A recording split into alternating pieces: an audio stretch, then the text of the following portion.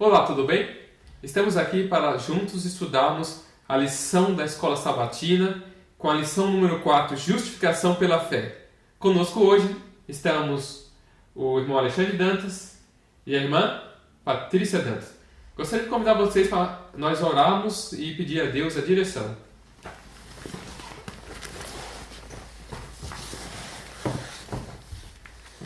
Santo e maravilhoso Deus que habita nos céus, em nome de Jesus, rogamos a bênção celestial. Nós pedimos que o Senhor possa direcionar a nossa fala. Amém, e Deus. que o Senhor possa perdoar nossos pecados. Amém. E que o Senhor possa abrir a mente de todas as pessoas que vão ouvir essa lição e que elas possam entender quão profundo, meu Deus, é esse assunto. Amém, Deus. Tenha misericórdia de cada um de nós, não deixe falar nada que desagrade ao Senhor, mas que tudo seja feito para a tua honra e tua glória. No doce nome de Jesus. Amém, Deus. Amém. Justificação pela fé. Muito bem, interessante esse tema, né, irmão Potávio, Patrícia? Que é justificação pela fé. E para dar o início, vamos pedir para a irmã Patrícia ler o verso áureo para nós. Concluímos, pois, que o homem é justificado pela fé, independentemente das obras da lei. Romanos 3, verso 28. Então, será que esse texto, justificação pela fé, deixa abolido a lei? Será que nós justificados pela fé e fazemos o que a gente quer, Patrícia? O que vocês acham? Acredito que a lição de sábado ela já abre margem, né, para uma questão histórica, né, que foi a reforma. Estamos completando aí 500 anos. Mas é interessante, antes de entrar propriamente no mérito da pergunta, é de ver que essa foi uma das doutrinas que ao longo das eras, já falei aqui em outra ocasião, que sempre foi atacada e sempre houve um mau entendimento. E eu acredito que até hoje existe um mau entendimento sobre a justificação pela fé. No decorrer da lição nós vamos discutir um pouquinho mais. Mas a lição dessa semana, já começando pelo sábado, ele vem falando sobre Romanos 3, vai entrando no que é realmente justificação pela fé.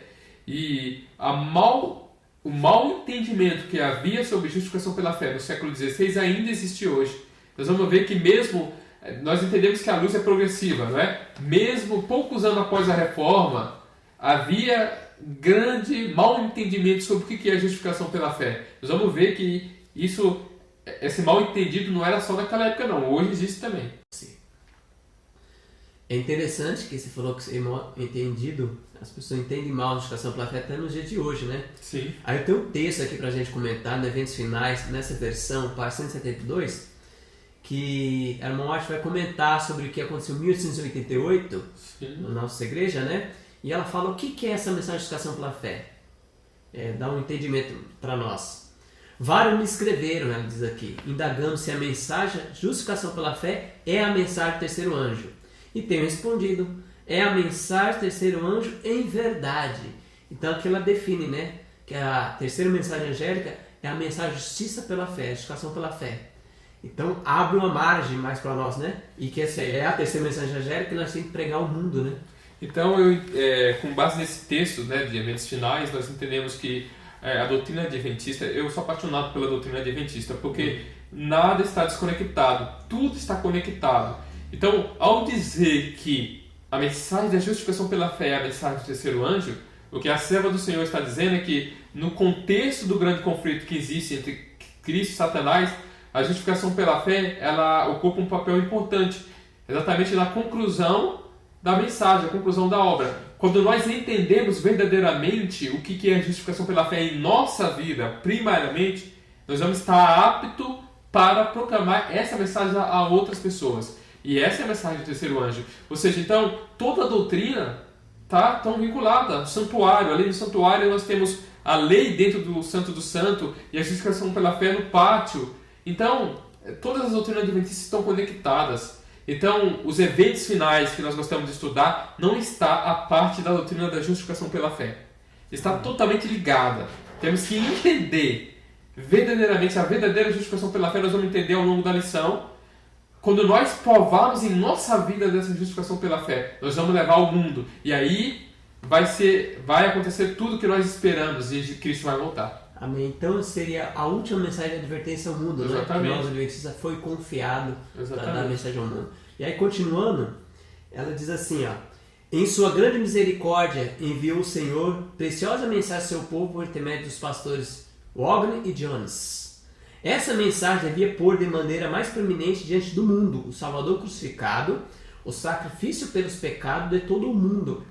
Apresentava a justificação pela fé no fiador, convidava o povo para receber a justiça de Cristo, que se manifesta na obediência a todos os mandamentos de Deus.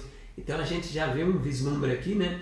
Que a mensagem de justificação pela fé justificação pela fé, um fiador convidava o povo para receber a justiça de Cristo, que se manifesta na obediência a todos os mandamentos de Deus. Foi a resposta à pergunta que você fez para mim, no comecinho da lição. Será que nós estamos livres, então, na justificação pela fé para guardar a lei? Qual é a resposta? Tá aí. Amém, né? O comentário bíblico adventista, no volume 6, da página 1193, também dá uma ampliada nesse assunto e diz assim: o Evangelho das Boas Novas não devia ser interpretado como se permitisse à humanidade viver em contínua rebelião contra Deus, transgredindo sua justa e santa lei. Porque é que aqueles que afirmam compreender as Escrituras não conseguem ver que as exigências de Deus, sob a graça, é exatamente a mesma que ele fez no Éden, perfeita obediência à sua lei? Porque o Evangelho do Novo Testamento não é a norma do Antigo Testamento rebaixada para satisfazer o pecador e salvá-lo em seu pecado. Deus exige de todos os seus súditos obediência, inteira obediência a todos os mandamentos. Amém. Ele exige hoje, como sempre exigiu, perfeita justiça como único título ao céu. Amém. Esse texto é forte. Muito forte. E ele nos diz que essa questão, a fé e as obras, elas andam juntas. Exatamente. E você vê que o Evangelho é o mesmo, né? Desde que foi pregado lá para Adão, O Evangelho do é até a última advertência ao mundo. É o mesmo. É o mesmo, né? A luz ela vai progredindo, mas de uma mesma verdade. A verdade é uma só, mas ela tem uma verdade presente para cada época. Eu costumo dizer que é que nem um dado, né? Um dado tem várias faces, né? Mas é um só, é um dado só. Exato. Então, mas o que você falou eu acho bem interessante, Patrícia, o que você leu, eu acho bem inspirado, porque o diabo ele sempre tentou ir para um dos extremos. Quando eu digo que ao longo da história essa doutrina da justificação pela fé foi uma das doutrinas mais atacada, mais mal compreendida, Satanás sempre levou para um extremo, depois para outro. Na Idade Média eram extremos. Quando Martinho Lutero foi iluminado com a luz, muitos levaram depois de um certo tempo para outro extremo. Hoje nós vivemos em um extremo da justificação pela fé, que é exatamente não obedecer à lei. Então, o diabo, as crises que houve é sempre com extremos, sempre tentando ou ir para um lado ou ir para outro. Satanás trabalha desse jeito. Ele quer lançar vergonha sobre a mensagem, para que nós não entendamos. Não tendo um verdadeiro entendimento, os frutos não vai ser bom de um entendimento não genuíno. Temos que entender verdadeiramente algo para a gente pôr em prática. Por outro lado, essa questão que você falou, né, que o ser humano ele tende a ir a dois extremos, né? Sim, levado por Satanás, né? Então, assim, tomar em consideração, né, as próprias obras, confiando em qualquer coisa que possam fazer a fim de pôr-se em harmonia com Deus, né? Sim. Aquele que procura se tornar santo em suas próprias obras, guardando a lei, tenta uma impossibilidade. Sim. Interessante. Então, quem tenta fazer as coisas boas para Cristo sem Cristo, tenta o impossível. Então, o jovem rico, os fariseus nunca guardaram a lei, porque alguns irmãos sinceros dizem, né? Não, o jovem rico guardava a lei, os fariseus também guardavam, mas não tinha amor. É impossível. Sem Deus, sem o Espírito Santo, sem Cristo, ninguém consegue guardar a lei de Deus, nem fazer obras boas. Só com Jesus. Amém. Só com Deus. Então é um amor que manifesta de dentro para fora algo que ele mesmo colocou. Sim, a lição atrás nós estudamos, né? Que o amor de Deus nos constrange, nos leva a fazer as coisas de Deus. Aí ela continua essa mensagem que a gente está comentando, na página 173. Esta é a mensagem de Deus que manda pregar ao mundo, a justificação pela fé. É a terceira mensagem angélica, que deve ser proclamada com alto clamor e regada com o derramamento do seu Espírito Santo, em grande medida. Amém. A mensagem da justiça de Cristo há de soar desde uma terra a outra extremidade da terra, a fim de preparar o caminho ao Senhor. Esta é a glória de Deus, com que será encerrada a mensagem do terceiro anjo. Olha que bênção! Então, essa é a glória de Deus, que vai encerrar a mensagem do terceiro anjo. Ou seja, então não é um assunto que se diz respeito só ao passado, que nem a gente costuma muito abrir as páginas do passado, justificação pela fé do primeiro século, no século XVI, mas é um assunto do futuro, que é exatamente a última mensagem de advertência ao mundo. Amém. Então, que nós possamos entender, eu acredito que temos que entender tanto de maneira teórica quanto de maneira prática em nossa vida, Amém. que é exatamente o que o mundo está esperando para ser sacudido, né? A glória de Deus vai iluminar o mundo. Amém. Então, aqui na página 173 do Eventos Finais, no finalzinho aqui, o segundo parágrafo, diz que a última mensagem de graça a ser dada ao mundo é uma revelação do caráter do amor divino. Os filhos de Deus devem manifestar a sua glória. E nós entendemos que essa glória é o caráter de Deus, é o caráter de Jesus Cristo. Revelarão em sua vida e caráter que a graça de Deus por eles tem feito. Olha que bênção. Ou seja, a justificação pela fé trabalhou na vida deles. Amém. De maneira que eles brilham para o mundo. Por isso que eu falo que ao compreendermos de maneira prática a verdadeira justificação pela fé, eu acredito que assim a obra vai terminar. Vai afunilar até terminar. É o que nós sempre estamos comentando, a justificação pela fé, a justiça imputada e comunicada, né? Exatamente. Então nós somos perdoados e com o amor que nos constrange, a gente faz as obras do Senhor, né? Pela fé, as obras da fé. E Amém. domingo, aqui fala as obras da lei. Certo. Ela falou para nós ler Romanos 3, 19 e 20. Eu vou ler até aqui, aí nós comenta. Romanos 3, 19 a 20. Ó. Vamos ler. Ora, sabemos que tudo que a lei diz aos que vivem na lei, diz para que se cale toda a boca e todo mundo seja culpável perante Deus. Visto que ninguém será julgado diante dele por obras da lei, em razão de que a lei vem o pleno conhecimento do pecado. Então, o que Paulo disse sobre a lei? O que a lei faz, então? A lei ela vai trazer para nós a ciência como espelho, né? Mostrar o que é pecado. Então, ela é muito importante, porque se você não sabe qual doença você tem, você não pode se medicar. Exatamente. Então, ao entender a gravidade, a lei vem para trazer a gravidade do problema que nós temos, aí nós podemos sentir nossa debilidade e aí irmos ao verdadeiro remédio que é Cristo. Amém. Então, a lei nos mostra o pecado, né? Sim. Interessante. Na página 85 e 86 de Fé e Obras, é um livro muito importante também para entender o que é fé, obras. Se você não tem, é bom adquirir ele fininho, na casa publicadora, bem fino ele. Diz assim, ó: conquanto tenhamos estar em harmonia com a lei de Deus, não somos salvos pela obra da lei. Então está batendo com esse tema que a gente está estudando de hoje, domingo. Certo. Contudo, não podemos ser salvos sem a obediência. Você vê que ninguém é salvo por obra da lei, mas não podemos ser salvos sem obediência. A lei é a norma pelo qual é avaliado o caráter. Mas não podemos absolutamente guardar os mandamentos de Deus sem a graça regeneradora de Cristo. Então, sem Cristo não pode guardar a lei de Deus. Então, mas com Cristo nós podemos. E deve, né, aquele que aceitar a Cristo como Salvador e Senhor, pelo poder do Senhor Jesus, guarde os mandamentos, né? Ou seja, se o conflito no céu ele começou exatamente com a lei, o conflito no céu, quem lê Patriarcas e Profetas, outros livros, História da Redenção, entende que o pecado, a transgressão à lei foi um problema muito grande lá no céu. Ele veio para a terra.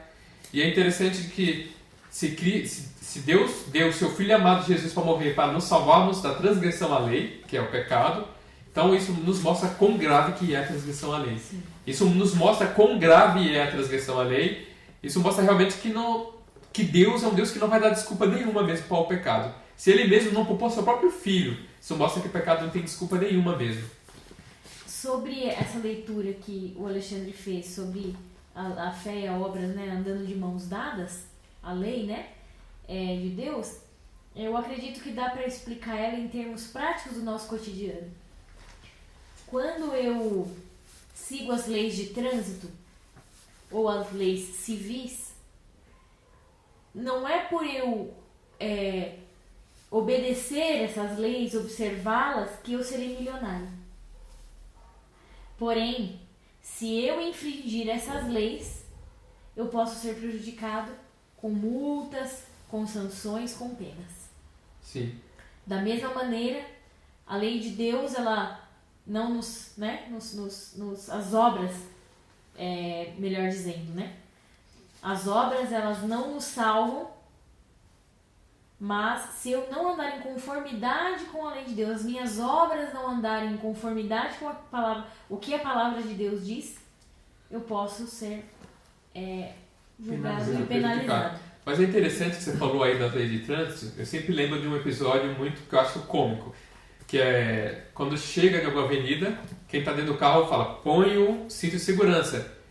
E aí eu pergunto, por quê? Porque a gente pode ser multado. Mas eu fico pensando, mas o real motivo, por que existe a lei do cinto de segurança? Não é uma proteção para cada um de nós? Proteção. É uma proteção. Isso ali, quantas vidas não foram salvas com o cinto de segurança? Mas a maioria das pessoas põem o cinto não é por causa da segurança. É por causa de uma lei, ele está com medo de ser prejudicado. Da punição. Isso é cômico. Porque a vida dele, a nossa vida é muito mais importante do que o dinheiro. Mas ele está preocupado com o dinheiro, não está preocupado com a própria vida. Às vezes, na justificação pela fé, nós cometemos os mesmos erros.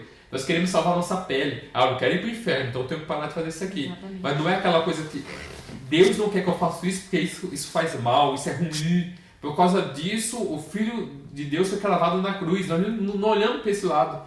Nós olhamos pelo lado de minha pele pode arder no inferno. Entendeu? Temos que entender, por isso eu falo, entendemos verdadeiramente a justificação pela fé. Então somos salvos unicamente em Cristo, mas Tiago 2,12 está escrito assim, que nós vamos ser julgados pela lei. Sim. Então seremos julgados é a norma, né? De juízo de Deus é a lei de Deus, né? Cada igreja, como Cristo escreve lá, conhece o quê? As tuas obras. Suas obras. Então tá claro, né? E aí, Comentário Bíblico Adventista, volume 6, página 1191, diz para nós aqui, ó. A justificação pela fé em Cristo se manifestará na transformação de caráter. Então, vou ler de novo. Ó. A justificação pela fé em Cristo se manifestará na transformação do caráter. Amém. E a lei é uma transcrição do caráter de Deus, né?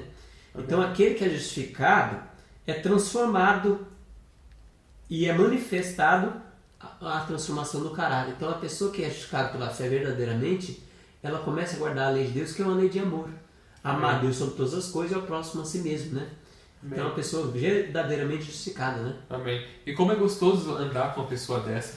Você sabe que essa pessoa não vai te defraudar. Você sabe que quando você precisar, essa pessoa vai te ajudar. Então, todo mundo quer ter do lado uma pessoa justificada. Ninguém quer ter do lado uma pessoa que sabe que ela não pode piscar o olho, senão vai roubar, que não é confiável. É muito chato. Então, você vê que realmente o mundo que Deus quer criar é um mundo onde mora uma pessoa justificada. Amém. Para não ter o inferno que é esse mundo aqui. Amém. E aí, segunda-feira, diz para nós a justiça de Deus, né? A justiça de Deus. Aí, Romanos 3,21 está escrito assim: mas agora, sem lei, se manifestou a justiça de Deus, testemunhada pela lei e pelos profetas. Amém. Amém. Louvado seja Deus. Interessante, irmão Alexandre, que a justiça, essa justiça, como eu sempre gosto do fator histórico, né? Várias vezes eu costumo ir na história. Sempre foi mal interpretada, o diabo sempre tentou. Essa é uma das doutrinas que Satanás mais ataca. No livro O Grande Conflito, dessa versão aqui, na página 45, no capítulo que fala Um Povo que Difunde a Luz, é falado sobre os valdenses, o trabalho que eles faziam, como eles estudavam a Bíblia e como eles iam fazer para o seu trabalho missionário. Mas tem uma passagem aqui, na página 45, que eu acho bem interessante, que diz assim, ó: estudando a Bíblia com oração e lágrimas. Olha que coisa bonita, oração e lágrimas. Para uma pessoa estudar com lágrimas alguma coisa, tudo que ela está lendo, ela está vivendo, ela está absorvendo. Quando nós absorvemos, vivemos na mente, aí nós choramos, né? E aí diz assim: mais profundamente se impressionava com suas preciosas declarações e com o dever de tornar conhecido a outros as suas verdades salvadoras. Então na Bíblia existe verdades salvadoras, que é a justiça de Deus, que você acabou de ler aí. Viam o plano da salvação claramente revelado nas páginas sagradas e encontravam conforto, esperança e paz, crendo em Jesus Então, os valdenses, eles tinham compreendido a verdadeira justificação pela fé. Ao iluminar-lhes a luz, o entendimento e ao alegrar-lhes o coração, anelavam derramar seus raios sobre os que se achavam nas terras do erro papal. Viam que, sob a direção do Papa, esse sacerdote, multidões debalde se esforçavam por obter perdão, afligindo o corpo por causa do pecado da alma. Então, a justiça de Deus sendo trocada pela justiça humana mais uma vez. Isso porque as pessoas bebiam do Papa, do sacerdote, eles não entendiam. Eles estavam confundidos, eles não sabiam o que era justiça. Então, naquela época, existia uma confusão muito grande, mas em um extremo. Hoje nós estamos em outro extremo. Eu sempre gosto de trazer para os dias de hoje, porque não é uma aula de história que nós estamos aqui, né? É algo muito mais. Nós queremos entender, nós estamos refletindo o nosso estado hoje. Então, os valdenses, ao encontrar as pessoas, quando eles iam evangelizar, eles viam que as pessoas estavam sob um fardo de justiça pelas obras. Como você falou, é impossível você guardar a lei de Deus por sua própria força. Então, eles viviam um verdadeiro fardo, uma verdadeira escravidão. E os valdenses iam, você vê que a crise já existia naquela época, e eles levavam com a própria vida a verdadeira justificação pela fé.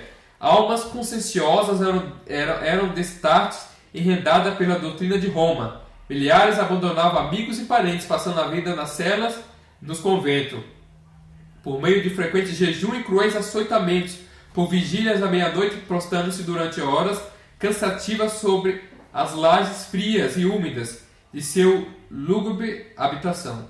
Por longas peregrinações, penitências humilhantes e terrível tortura, milhares procuravam baldamente obter paz de consciência. Tudo isso, justificação pela fé, paz de consciência. Eles não conseguiram ter paz de consciência. Então eles tinham uma intuição de pecado, perseguidos pela ira vingadora de Deus. Muitos continuavam a sofrer até que a natureza exausta se rendia e sem um resquício de luz ou esperança baixava a sepultura. Então, o que a falsa justificação pela fé não pode fazer com uma pessoa? Pode levar a pessoa para uma sepultura e perder a vida eterna. Então os valdenses tinham entendido a justiça de Deus nas páginas da Escritura. Então, irmãos, devemos fazer a Escritura. Não devemos estudar um verso aqui separadamente, devemos submeter cada verso ao contexto de toda a Escritura. E aí nós vamos chegar à conclusão de que o que Deus requer de nós hoje é o mesmo que requereu no Éden. Então, Romanos 5.1, só para encaixar o que você está falando, Romanos 5.1 está escrito assim, ó: justificado, pois, mediante a fé, temos paz com Deus por meio do nosso Senhor Jesus Cristo. Então, a justificação pela fé traz uma paz. Por que traz paz? Porque uma pessoa que deve, ela fica meio desconfiada, né?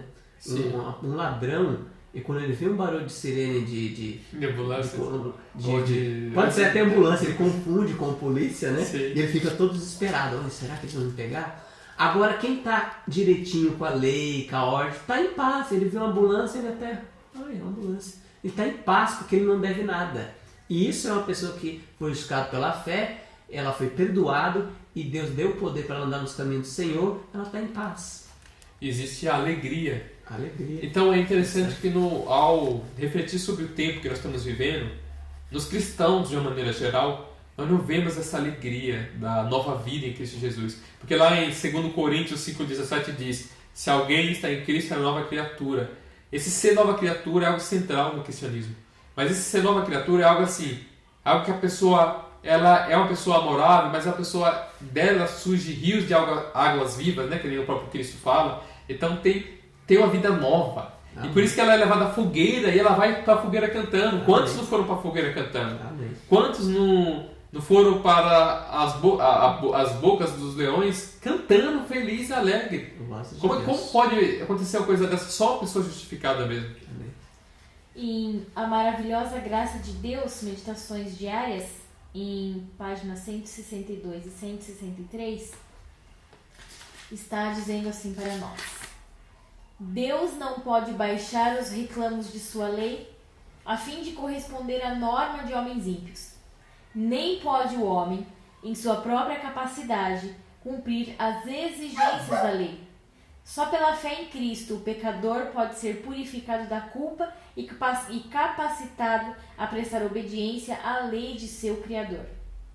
Que estupendo amor Cristo manifestou ao vir ao mundo, para levar nossos pecados e enfermidades e palmilhar a trilha do sofrimento, a fim de que nos pudesse mostrar sua vida de imaculado mérito, como devemos andar e vencer como ele venceu.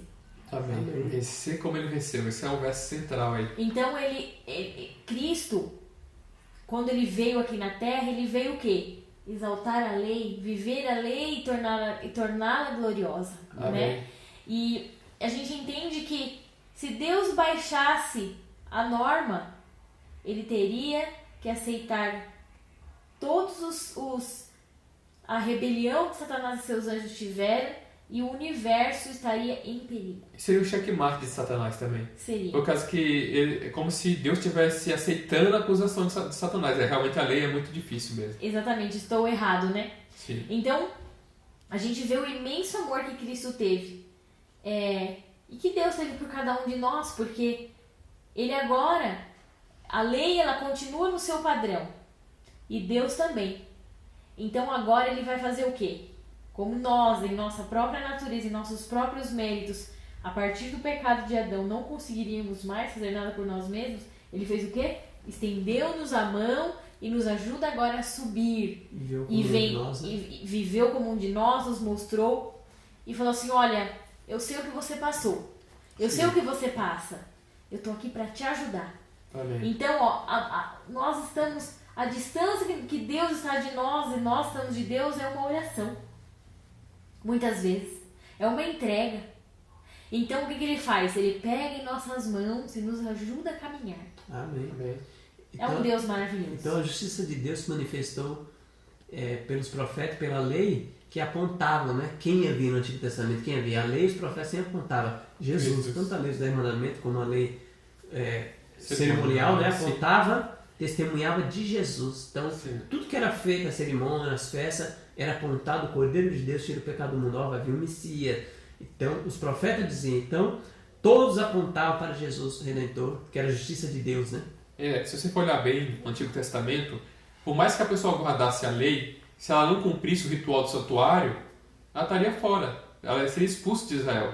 Então, tanto é que é dito lá no livro de Levítico, no capítulo 16, que quem não afligir sua alma no dia do Yom Kippur, né, que é o dia da expiação, ia ser expulso de Israel.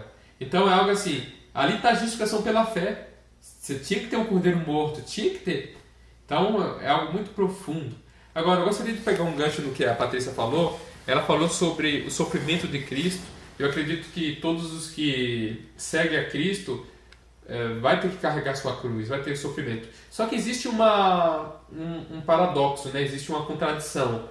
Se você for olhar bem, o que eles pregavam na justificação pelas obras no século XVI ou na Idade Média era que Cristo sofreu, então você tem que sofrer também. Então por isso você vai ter que andar a pé até Aparecida. Não sei se é Aparecida lá, mas só um exemplo. Você tem que subir a escadaria de joelho. Se Cristo sofreu, você tem que sofrer. Você tem que afligir seu corpo. Então muitos até hoje pegam dar chicotada no próprio corpo. Então, que diferença que existe? Se vocês forem olhar, existe uma diferença. Quando fala de sofrer, é sofrer pela obediência a Deus. Então, por exemplo, se alguém falar assim, luta contra nós mesmos. Contra eu. Então, é algo objetivo, meus irmãos. Só para vocês entenderem. Não é sofrer, porque o diabo até nisso ele mal interpreta. Muita gente fala, a vida do nosso Jesus foi de sofrimento, então a nossa tem que ser de sofrimento também. Então eu vou pegar um chicote e vou pá. Mas o sofrimento de Cristo e dos discípulos, irmãos, é um sofrimento objetivo. O que significa isso? Sofrimento dele é um sofrimento assim, ó. A vontade de Deus é essa aqui. Se a vontade de Deus é essa aqui, só que se eu for por esse caminho, eu vou sofrer. Mas mesmo assim eu vou, porque essa é a vontade de Deus. Então é esse sofrimento. Então, se alguém fala assim, ó, se você for seguir esse Jesus, você vai perder o emprego. Amém, eles perdiam. Se você for seguir esse Jesus, você vai ser chicoteado. Amém, eles sofriam o chicote. Mas por que eles estão sofrendo o chicote?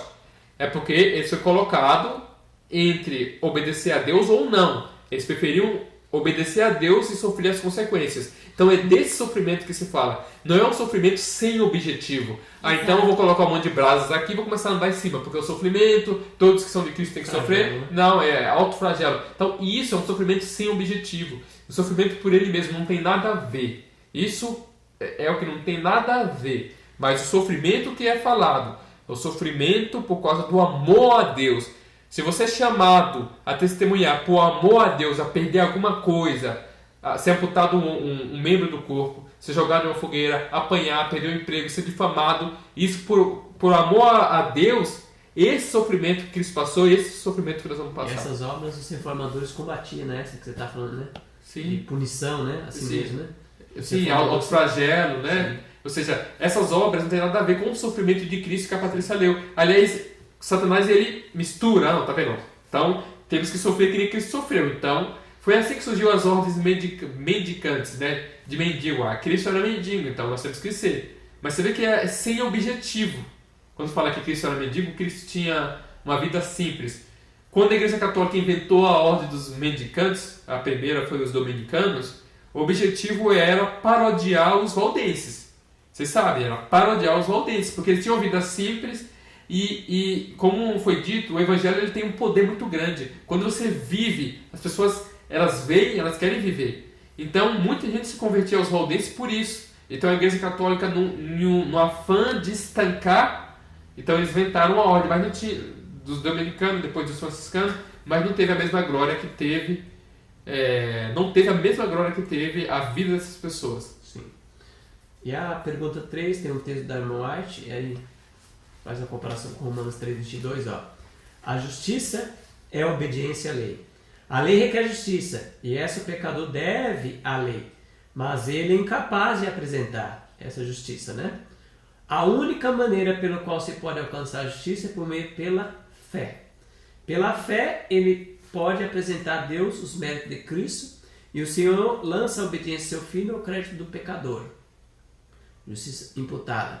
A justiça de Cristo é aceita em lugar do fracasso do homem. Aqui todos pecaram, destituídos da glória de Deus, né?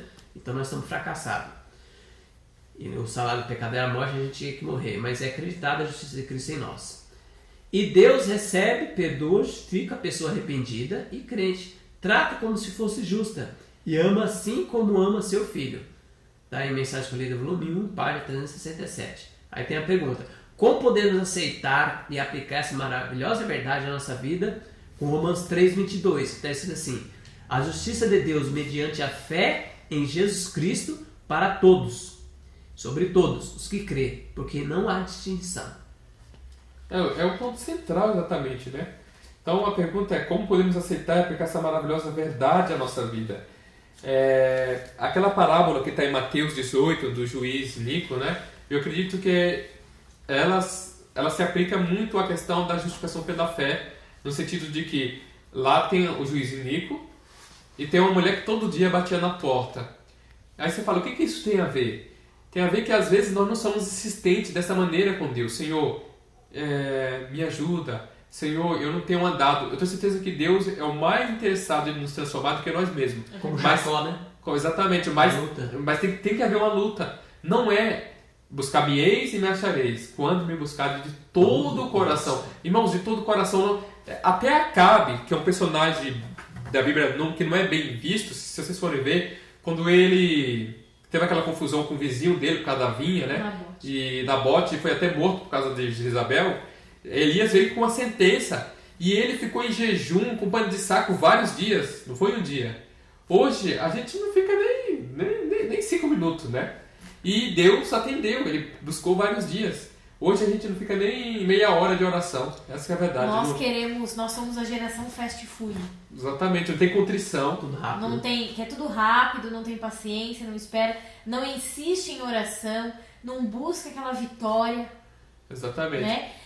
Não quer ler um grande conflito grosso em igual você mostrou. Mas não é que Deus ele pode perdoar em um segundo de oração. Sim. Mas é que a nossa mente ela precisa. A nossa mente ela não é fast food. Ela não trabalha desse jeito. Deus não trabalha assim. Exatamente. Então, de acordo com as nossos caprichos. Sim, tem que ter a humilhação, tem que ter a contrição. Aliás, a Bíblia sempre fala de contrição. A contrição nesse sentido, né? Nós buscarmos madrugada de oração.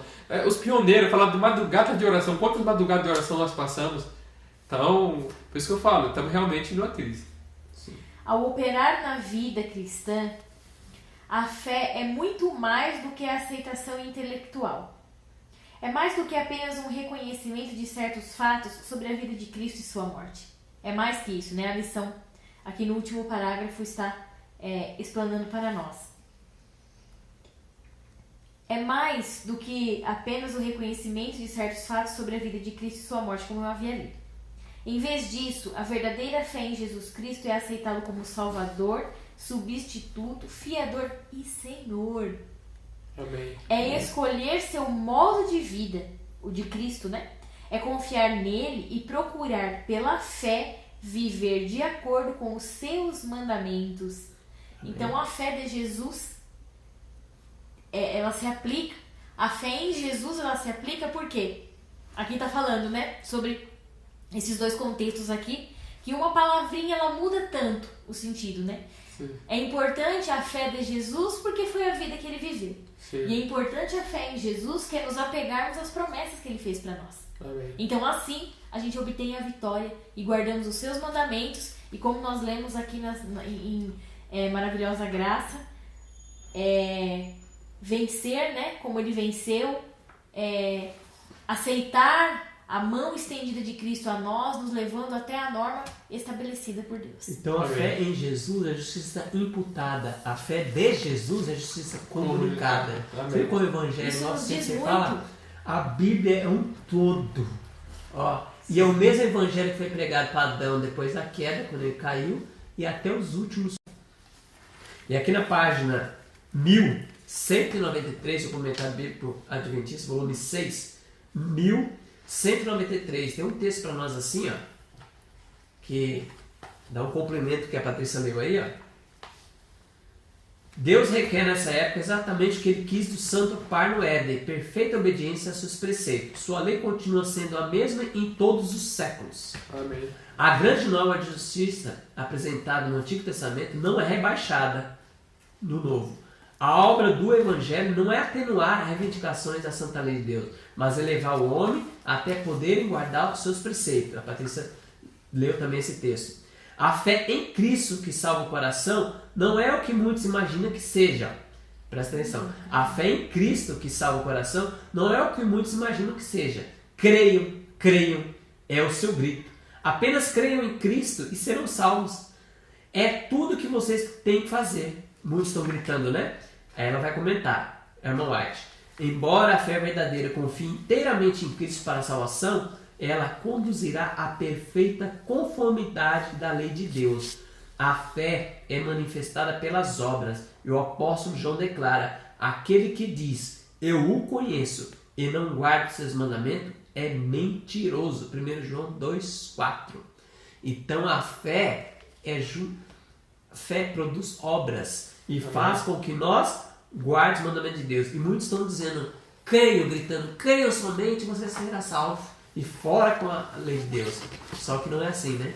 Quando eu tenho a fé em Cristo, Deus me capacita para guardar a lei. Aquilo que eu pedi perdão, lembra? Eu pedi perdão para Deus na minha prostituição, do que eu fazia. E Jesus fala o quê? Vai e não peques mais. Amém. Amém? Amém. É muito interessante, isso é muito maravilhoso, irmãos. Entender que a justificação pela fé não é só o perdão e também a transformação, mas também a questão que você foi falado, também a questão da paz com Deus. Irmão, eu sempre gosto de voltar um pouco para a questão histórica, de entender como que isso se desenvolveu, porque ao estudar a história, nós estamos vacinados contra erros do passado, né, se nós refletirmos bem. Eu gostaria de ler aqui, irmão Alexandre, que está no livro O Grande Conflito, no capítulo que fala do progresso na Inglaterra, onde fala de Wesley e Whitefield. Aqui fala Whitefield e Wesley, tá no capítulo, aqui está no 14, não é?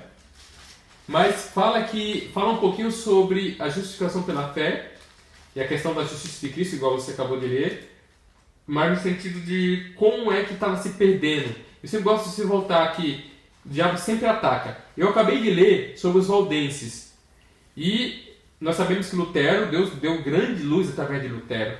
E é de se imaginar que no mundo protestante após Lutero, será que havia algum risco de voltar de novo para os dogmas romanistas de justificação por obra? Será que havia risco? Ou será que com a pregação de Lutero já foi suficiente para que a justificação pela fé, pelo menos ela, ficasse clara na mente dos protestantes e nós não volvemos mais para Roma.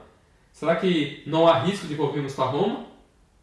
Acho que com certeza, né? Há um risco. Sim, há um risco. Mas olha só o que aconteceu aqui no século XVIII. A reforma foi no século XVI. No século XVIII, irmão White, aqui no livro Grande Conflito, fala assim: a grande doutrina da justificação pela fé, tão claramente ensinada por Lutero, fora quase de toda perdida de vista, e o princípio romanista de confiar nas boas obras para a salvação tomara ali o lugar. Está na página 134 dessa versão.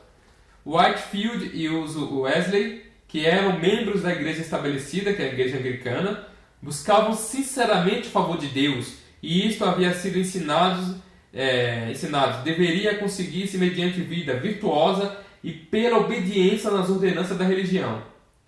O irmão de John Wesley uma vez caiu doente. Olha o que aconteceu com ele. Quando Carlos Wesley caiu doente certa vez e previu a aproximação da morte, foi interrogado sobre aquilo em que depositava a esperança da vida eterna. Sua resposta foi: tenho empregado meus melhores esforços para servir a Deus. Olha só. Como o amigo que fizera a pergunta parecesse não ficar completamente satisfeito com a resposta, pensou Wesley: por quê? Não são meus esforços razão suficiente para a esperança? Olha só, será que o meu esforço já não é suficiente para que eu tenha esperança da salvação? Despojar-me-ei ele de meus esforços? Nada mais tenho que confiar. Olha só, irmão, isso aqui não tinha menos de 200 anos da reforma. Menos de 200 anos de reforma e eles já tinham jogado por terra a verdadeira justificação pela fé. Isso é para nos ensinar que Satanás ele não brinca, não. Uma geração vem, geração vai. Temos que estar firmes no que Deus falou, ensinando aos nossos filhos. Você vê que a crise veio muito rápida para mim aqui. Mas ao longo nós vamos ver um pouquinho mais para frente como que Deus levou o pregador famoso John Wesley, depois de já ser pregador, a verdadeira justiça de Cristo. Amém. Então é o que você falou, né? O inimigo joga para os dois extremos, né? Sim. Salvação por obras, me esforçar, que eu vou me salvar. Ou aquilo, não, fora com obras, só fé, creia somente, você está salvo, não precisa de fazer mais nada. Então é terrível, né? Sim. Então terça-feira vai falar aqui por sua graça, né?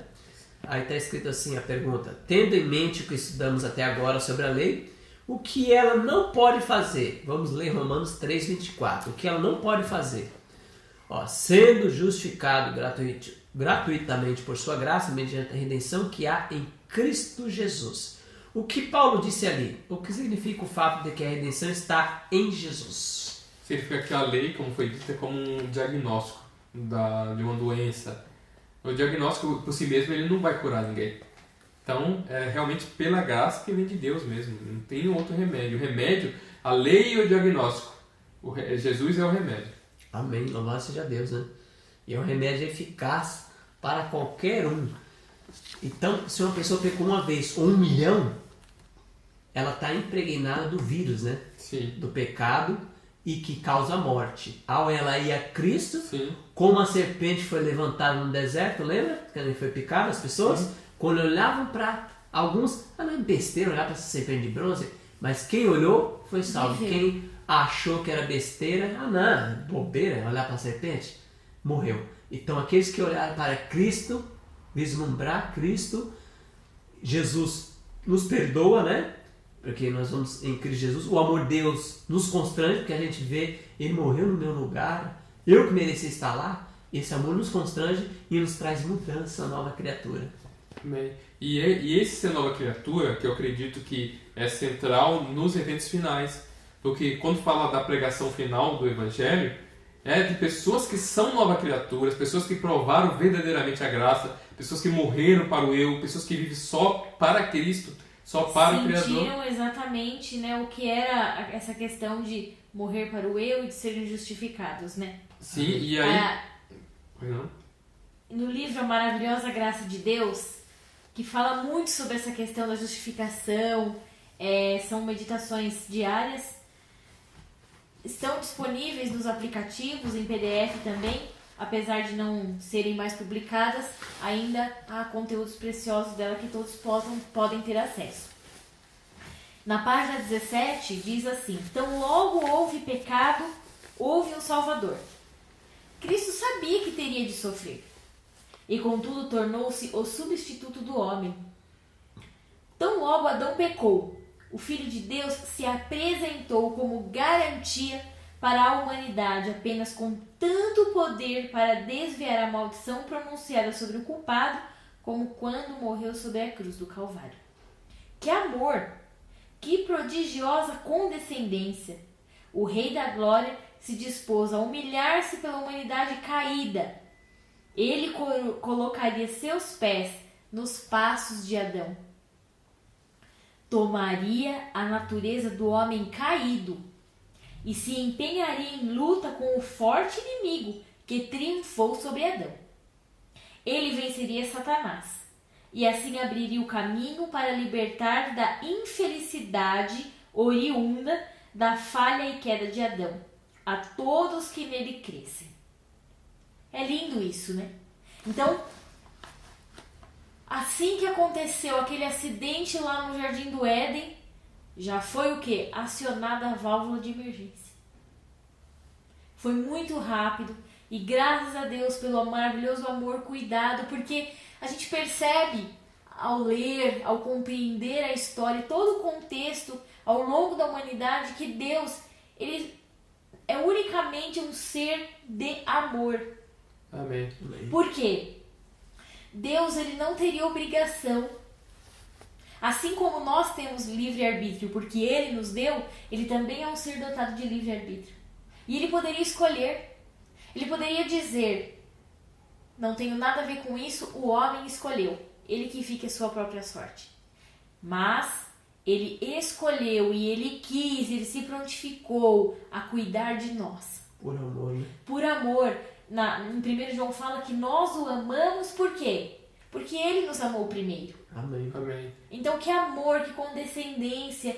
Então o amor de Cristo, ele realmente nos constrange, nos impulsiona e nos motiva. Esse constrangimento que você falou seria uma resposta a esse amor. É muito feio uma declaração de amor que não é correspondido, né? Então tem que ser correspondido, tem que haver uma correspondência nossa. E a nossa parte é simplesmente dizer: eu aceito. Sim.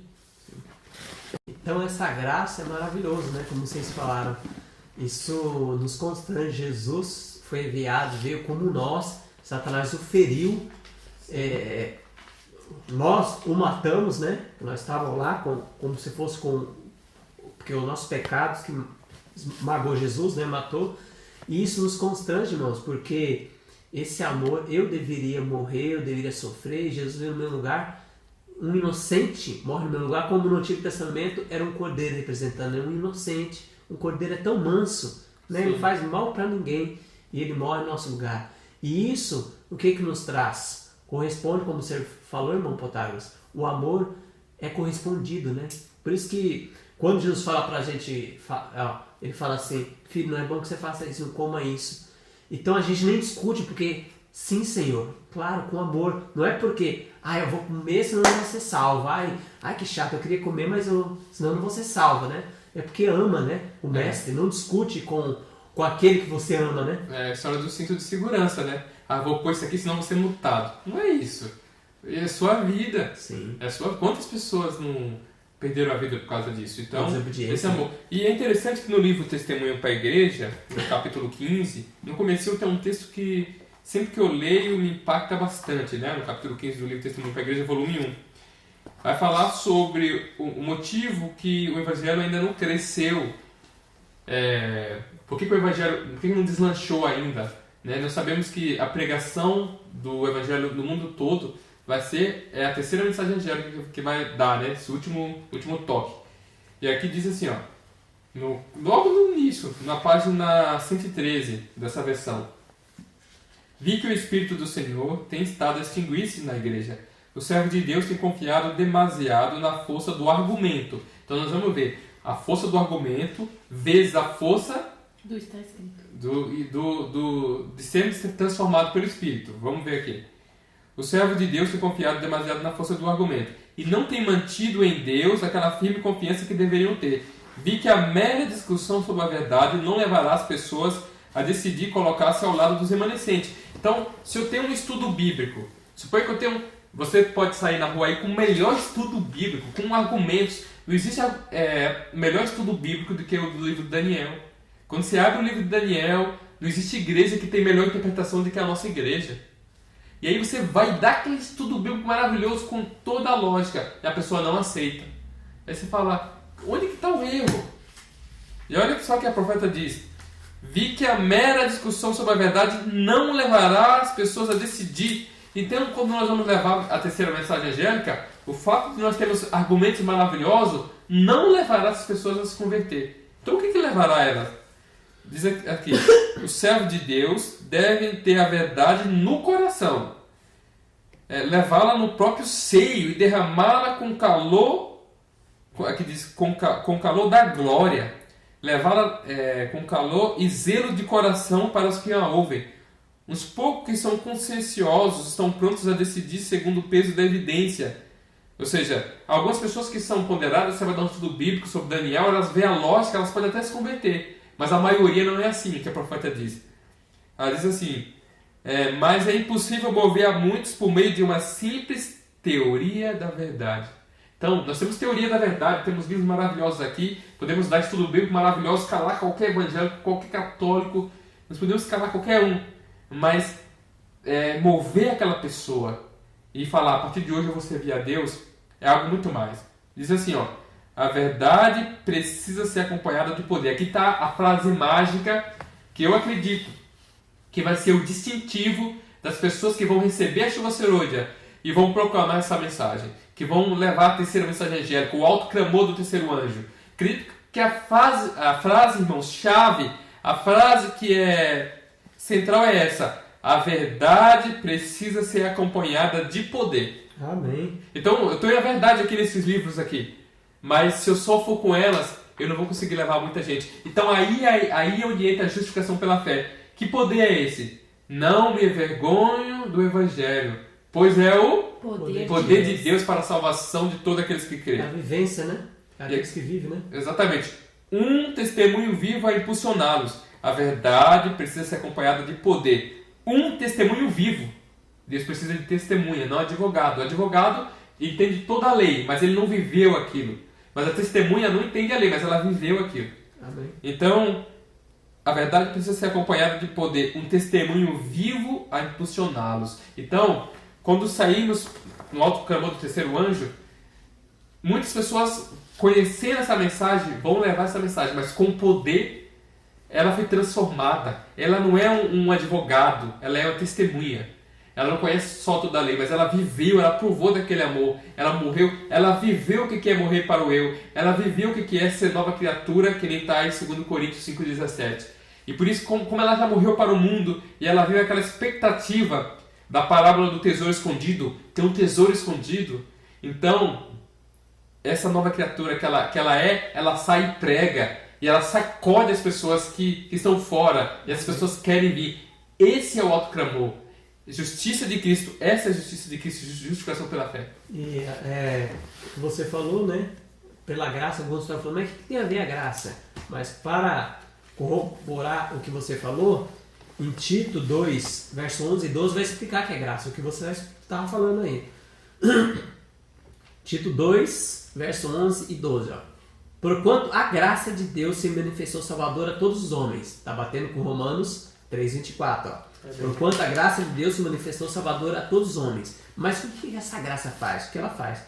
Educando-nos para que renegadas impiedades e paixões mundanas. Ó, renegando o quê? A impiedade, as paixões mundanas, ela nos educa, essa graça. Vivamos o presente século, sensata, justa e piedosa. Então essa graça não é uma graça parada. Não é uma graça barata, é uma graça cara. Jesus morreu por mim, me constrange e faz viver eu ser uma testemunha. Porque essa graça me educa a renegar as paixões mundanas. Louvado seja Deus por isso, né? E assim, é tão interessante essa palavra educando, né? O que é educar? É aprender todos os dias. É refazer novos hábitos ou refazer hábitos bons que deixamos de fazer. Sim. É um todo dia santificar-se. Sim. Eu acredito, eu gostaria de dar uma orientação para quem está nos assistindo, para todos, né? Que, voltando à questão da parábola do juiz Inico, que nós possamos ser perseverantes, que nem aquela mulher. Perseverante nesse sentido. Que às vezes nós somos perseverantes para orar por uma pessoa se converter, com um parente, com o esposo e tal. Somos perseverantes até pedindo uma casa, um emprego. Isso não é injusto pedir isso. Mas às vezes nós não somos perseverantes na graça transformadora. Senhor, eu tenho um defeito na minha linguagem, eu tenho um defeito, enfim, em alguma área da minha vida. Nós não somos perseverantes em colocar ali o joelho e falar, Senhor, me ajuda, me transforma. Hoje, amanhã, depois da manhã, enfim. Exatamente. E até ver uma mudança, e isso faz parte já da transformação. Amém. Porque ao colocarmos de joelho e temos um alvo, uma meta, aquele processo já vai incutir em nossa mente alguma coisa. Aqui no último parágrafo da lição de terça, vai falar o que vocês estavam comentando. Naturalmente, se o pecador justificado cair e depois retornar a Cristo, a justificação ocorrerá novamente. Além disso, se a reconversão é considerada uma experiência diária, nós temos que converter a cada dia, né? Batizado pelo Espírito Santo, há um sentido no qual a justificação pode ser considerada uma experiência que se repete. A cada dia nós devemos buscar a justificação pela fé. Então não é algo que você aceita, estou salvo para sempre. É algo que você falou, é perseverar. Mateus 24:3, aquele que perseverar nessa justificação pela fé. Amém. Até o fim será salvo. Amém. Então nós temos que perseverar em Cristo Jesus. Senão nós podemos cair, né? Amém. E se não voltar atrás, não se converter e tiver caído, Jesus nos acha caído, infelizmente nós não poderemos subir para os céus, né? Então uma vez eu vi o irmão Silverino falando uma coisa bem interessante, que às vezes a nossa luta tem sido uma luta muito frouxa. Muito frouxa. Ele usou um termo eu acho bem engraçado, porque realmente é uma luta assim, que às vezes nós queremos vencer, mas a começar pela oração, 5 minutos de oração, ou então a gente faz uma oração de 3 horas, mas só um dia, o resto não precisa. Não tem aquela constância, aquela luta. É uma luta mesmo, e a oração perseverante é isso mesmo. Um dia, amanhã, depois da manhã, um mês, né, orando. Quantos dias que Daniel orou? Ele estava orando, pedindo perdão pelo povo. Quantos dias que foi ali? 21 dias de oração. E não era pedido para ele. Era pelo povo, era pela situação. Então assim, irmãos, e olha que ele já vivia uma vida santificada. Ele precisou orar 21 dias, jejuar, lutar. Ali foi uma luta terrível. E hoje a gente não luta nem 5 minutos. E aí, qual é a consequência dessa falta de luta? Derrota e frustração. Sim. Aí nós vivemos uma geração de cristãos frustrados. Mas por causa disso, por falta de oração, falta de comunhão, batalhas. É uma geração de altos e baixos. Né? Hoje eu estou bem, porque muitas vezes, infelizmente, muitos de nós não temos uma experiência com Deus de relacionamento. E isso o que causa? A gente baseia a nossa vida espiritual no sentimento. Se hoje eu estou feliz, eu estou bem espiritualmente. Se hoje eu não estou feliz, tá tudo mal. Não é assim. As coisas não funcionam assim. Muitas vezes, o que acontece? Satanás ele vem com negras nuvens, com tristezas, com angústias, com pesares. Ele tenta fazer isso para que nós nos desfaleçamos na fé. A gente precisa ter em mente que fé não é sentimento. Sim. Fé é estilo de vida. A convicção é algo assim, um fundamento, né? Sim. Aqui no Fé e Obras, página 89 e 90, Fé e Obras, para que eu pegue um texto inspirado, para que eu falei que a justificação tem que se manter na justificação, senão você cai da justificação pela fé. Mas embora Deus possa ser justo e mesmo tempo justificar o pecador pelos méritos de Cristo, homem algum pode cobrir sua alma com veste de justiça, enquanto comete pecados conhecidos ou negligencia conhecidos deveres. Então a justiça de Deus não cobre pecados conhecidos, nem conhecidos deveres, né? Se não confessar. Deus requer completa entrega do coração, essa é a chave. Deus completa entrega do coração. Antes que possa ter lugar a justificação, tem que entregar a Jesus 100%, para que possa ser justificado. Senhor, eu me entrego ao Senhor. E para que o homem conserve esta justificação, que ele foi justificado, tem que haver obediência contínua, sempre. É a escada da santificação. Mediante ativa e viva fé, que opera por amor e purifica a alma. Olha, então é interessante. Mediante ativa, viva e fé. É uma fé que é ativa, está crescendo. Que opera pelo amor, não é porque eu vou fazer isso, não vamos perder. Eu vou fazer isso, não vamos perder. Não, não é uma pessoa que se flagela. É pelo amor. E esse amor purifica a alma e a pessoa cresce continuamente. Amém, né? Amém. Louvado seja Deus. Amém. E quarta-feira diz para nós a justiça de Cristo. Fala para nós ler Romanos 3, 26 e 27, eu vou ler aqui. Tendo em vista a manifestação da sua justiça no teu presente, para ele mesmo ser justo e o justificador daquele que tem fé em Jesus. Onde foi a jactância? Onde foi o orgulho, a jactância? Foi de todo excluída. Por que? Lei das obras? Não, pelo contrário, pela lei da fé. Então, qual a ideia que Paulo expressou aqui, nessa ideia?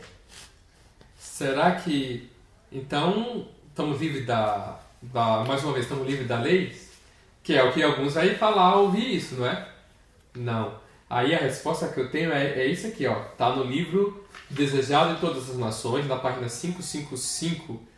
Diz assim: não é genuíno nenhum arrependimento que não opere reforma. Agora vem uma das melhores definições de justiça de Cristo que eu já li. Está aqui na página, até fácil de lembrar, 555. A justiça de Cristo não é uma capa para encobrir pecados não confessados e não abandonados. É um princípio de vida que transforma o caráter e rege a conduta. Santidade é integridade para com Deus. É a inteira entrega da alma e da vida para a habitação dos princípios do céu. Então o que é justiça de Cristo? Então não é uma simples declaração, que nem muitos falam. A justificação pela fé é uma declaração. Não, Deus declarou que você está salvo, mesmo você estando condenado. Não é isso. Então, é um princípio. Não é para encobrir pecados não confessados e não abandonados. É um princípio de vida que transforma um caráter. Então, é um princípio que vai levar a esse amor que você falou, que vai levar-nos à transformação do caráter. E nossa conduta vai ser regida por esse princípio. Então, você vê que a obra, ela entra então aí nessa parte, porque se a minha conduta é regida por esse princípio. Santidade é integridade para com Deus. Então isso tudo é pelos méritos de Cristo, para que não haja jactância, orgulho. Sim. Porque se eu pudesse por mim mesmo fazer alguma coisa, que nós estamos falando aqui que de nós não podemos nada, existia orgulho, jactância, eu poderia me orgulhar. Tá vendo, Potários? Eu consegui. Eu estou aqui no céu porque eu guardei toda a lei de Deus. Sim. Então, nós somos justificados pela fé em Cristo Jesus. Tanto a justificação como a santificação é pela fé em Cristo. Porque nós somos a justiça imputada. Eu não mereço isso.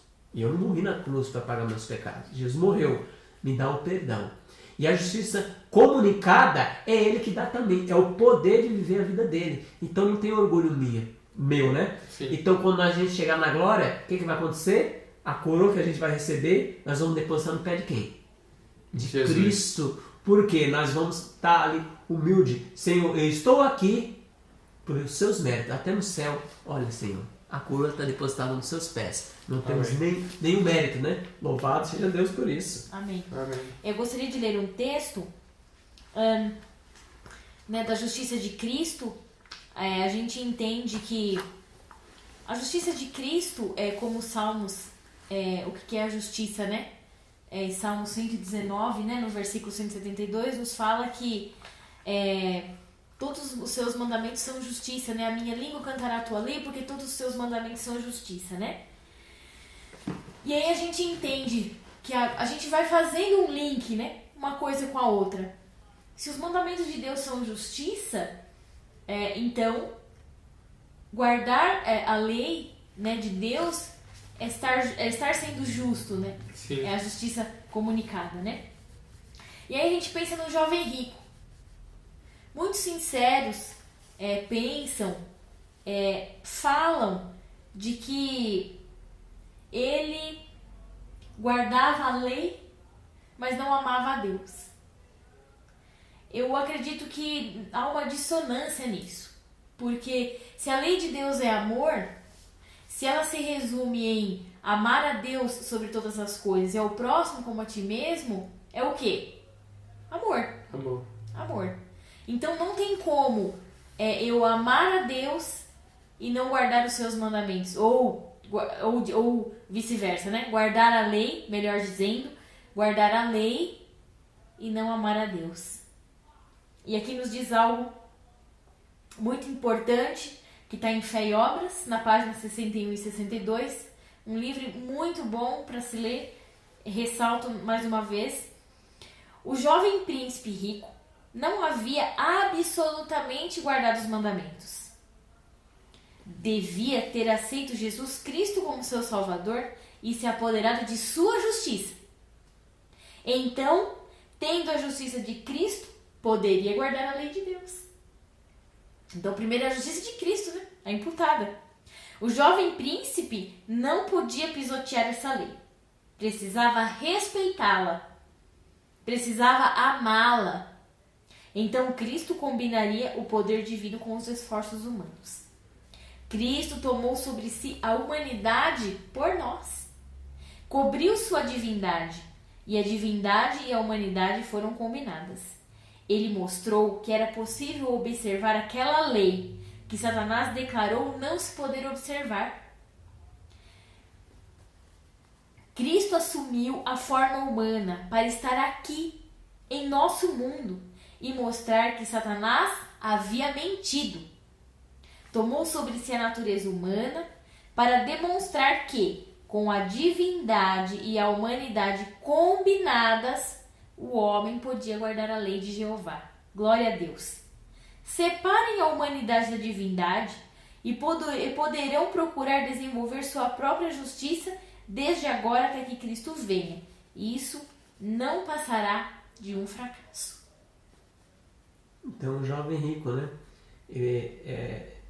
Trapo de imundícia a justiça dele, porque ele falou: eu tenho guardado desde a minha mocidade, Senhor Jesus. Aí Jesus mostrou um ídolo nele. O que aconteceu com ele? Ele voltou para trás. É que fala o texto, um texto bem pequenininho, que a Moés fala: o que é justificação pela fé? Ela escreveu: é a obra de Deus a lançar a glória do homem ao pó da terra e fazer pelo homem aquilo que ele não pode fazer por si mesmo. Então é lançar a nossa glória, a nossa jactância ao pó da terra. E aí quem vai fazer essa justificação? Fazer por nós aquilo que a gente não pode fazer, que é o perdão e o poder de guardar a lei. Então, tudo está em Cristo Jesus, todo o poder. Não temos glória nenhuma, ninguém vai para o céu pelos seus próprios méritos, né? É interessante que nessa história do jovem rico, eu acho que uma das coisas, não sei se poderia dizer até irônica, é que Jesus falou quão difícil é para aqueles que confiam, né, na riqueza entrar no reino dos céus. Mas é interessante que quando aconteceu o evento do jovem rico, Cristo estava indo para Jerusalém. E aconteceu tudo isso, os discípulos ficaram maravilhados com a conversa ali com o jovem rico. E logo após, quando eles entraram, quando estavam próximos ali, eles passaram com a cidade, aconteceu o episódio de Zaqueu. Então foi algo em seguida. Ele tinha acabado de passar por um lugar foi o jovem rico, logo depois foi Zaqueu. E a experiência de Zaqueu era semelhante, ele era rico, mas foi diferente. Então isso vai mostrar claramente que a escolha é nossa, não é impossível. A escolha é nossa. Então Zaqueu escolheu, ele ficou pobre, né? Porque ele pagou 4 vezes mais e eu imagino que quando ele falou que resolvo dar metade dos bens ao pobre, ele deve ter pensado, a outra metade é para me restituir que eu defraudei. Sim. Então ele realmente se entregou tudo. Então Zaqueu foi justificado mesmo em Cristo Jesus. Verdadeiramente. E houve alegria, né? Aí a salvação, nesse lar entrou salvação, entrou Cristo Jesus, né? Nesse lar. E Deus, nosso Deus, espera que isso aconteça em cada um de nós nos tempos de hoje. Às vezes, o que Deus pede, às vezes a gente não é mal que nem Zaqueu, mas às vezes nós confiamos na riqueza. Em qual sentido? Um exemplo, Deus nos chamou para ir para o campo. Então, isso aí a gente já sabe, está no livro Vida no Campo. Mas nós não vamos porque a gente sabe que vai ser difícil, Nós sabemos que nós não vamos ganhar o mesmo salário que nós ganhamos aqui, porque nós sabemos disso, então às vezes nós se apegamos e não é nem muito que a gente ganha. E aí que é um princípio objetivo, né? Não é deixar de ganhar por deixar. Zaqueu, o problema dele era dinheiro. Hoje, às vezes, pode ser que nós não sejamos tão apegados ao dinheiro igual o Zaqueu. Porém, se o dinheiro de alguma maneira está atrapalhando um chamado de Deus, ele tem que ser deixado de lado. Que é, no caso, o chamado de Deus para ir para o campo. Devemos realmente abandonar e irmos pela fé. E aí, quinta-feira fala para nós, independente das obras da lei. E a sexta pergunta diz assim, concluímos, pois, que o homem é justificado pela fé, independente das obras da lei. O fato de que a lei não nos salva significa que não somos obrigados a obedecê-la? Será? Não somos obrigados a obedecê-la? Então, a resposta foi o que está aqui no livro Desejado. Amém. Eu vou ler o comentário bíblico adventista, página 556 e 557. Aí diz assim para nós, página 556 e 557 do comentário bíblico adventista, volume 6. Estar justificado não se trata de mero ajuste impessoal, de condição legal da pessoa perante Deus. A fé em Cristo envolve uma relação pessoal com o Redentor. Implica uma atitude de amor e gratidão para com o Salvador em resposta ao seu amor por nós, que nós estamos comentando. Pecadores. Baseia-se em profunda admiração de Jesus por tudo que Ele é, com um sincero desejo de conhecê-lo e de se tornar semelhante a Ele. Então, a pessoa quer ser semelhante a Ele, né? Isso que é a justificação pela fé. Significa a confiança em Cristo sem reservas, que estamos dispostos a tomá-lo por sua palavra e seguir aonde quer que Ele nos conduza. Então, esse mestre, filho, faça isso. Sim, Senhor, eu vou fazer. Olha que pensa, pelo amor do Senhor Jesus. Sem essa fé não pode haver justificação. Tem que ter essa fé, que Deus conduza para onde Ele quer. Se Ele falar para você parar de comer isso, Deus, sim, me ajuda, dá um poder. Se Ele mandar parar de vestir isso, sim, Senhor, me ajuda a parar de fazer isso. Se Ele parar de você, para de assistir aquilo, irmão. Para de assistir aquilo, meu filho. Então a gente para, né? Pelo poder do Senhor Jesus. Essa fé, sem essa fé não pode haver justificação. Deus não está preocupado apenas com o perdão dos pecados passados. Vou ler de novo. Deus não está preocupado apenas com o perdão dos pecados passados, justiça somente imputada, como nossos irmãos evangélicos pregam e muitos de nós, infelizmente, adventistas. Mas com a restauração do ser humano, Deus não só está preocupado com o perdão, mas a restauração do ser humano. A restauração só pode ser experimentada por meio da fé em Jesus Cristo. Portanto, a justificação não pode ser separada da experiência transformadora da conversão. Não pode ser separada. Novo nascimento e subsequente crescimento na santificação. Só os que pela fé aceitam e entram voluntariamente em todas as fases do plano de Deus para a restauração pode reivindicar legitimamente a justiça imputada de Cristo para a justificação. Então a justificação pela fé, é o que nós estamos falando aqui, irmãos, é uma transformação de caráter. É o perdão, mas é uma transformação. Então quem aceitou a Cristo e está do mesmo jeito quando aceitou, não foi justificado pela fé. Não teve justificação. Não foi justificado.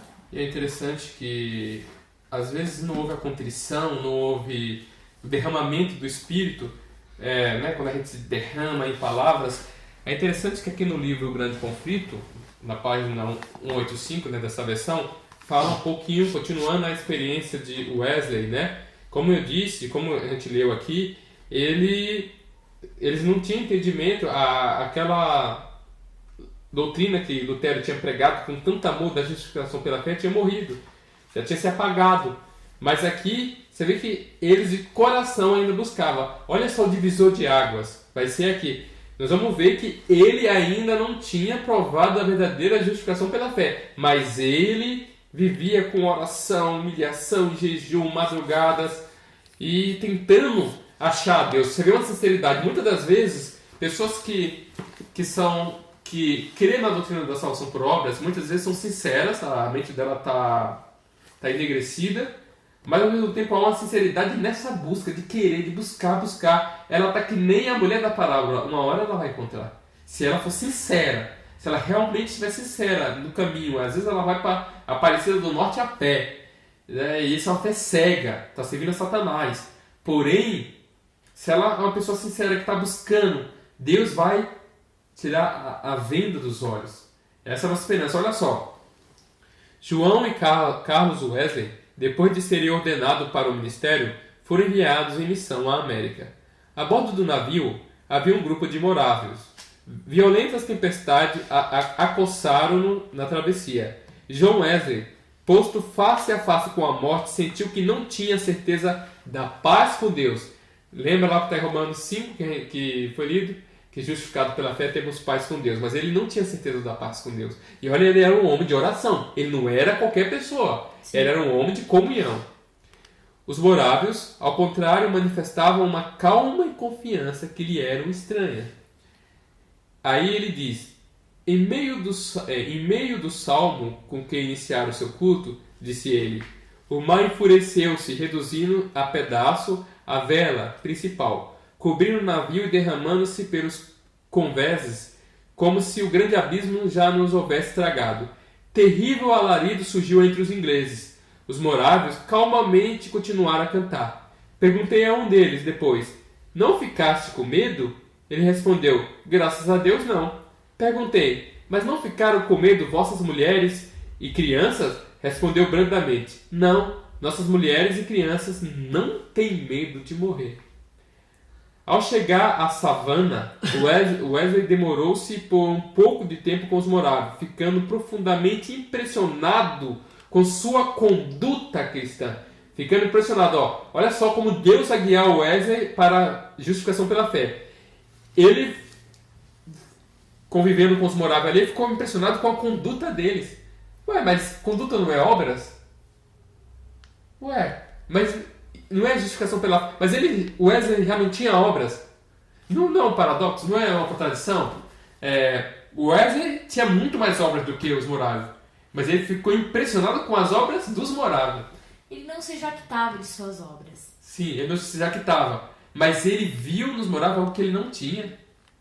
Ou seja, então, ele viu que ele não tinha provado a verdadeira justificação pela fé. Mas o que eu acho engraçado é que a maneira com que Deus revela a justificação pela fé é com obras. Amém. É com obras. Você vê que a conduta, mas era uma obra diferente. Ele viu que no meio da morte, ali o navio poderia afundar, ele estava com medo, mas aquelas pessoas estavam alegres, felizes. Justificado, pois, pela fé, tende paz com Deus. Essa paz que ele não tinha. Amém. Então, essa paz, essa justificação pela fé que nos leva a conduta diferente, de dar outra face.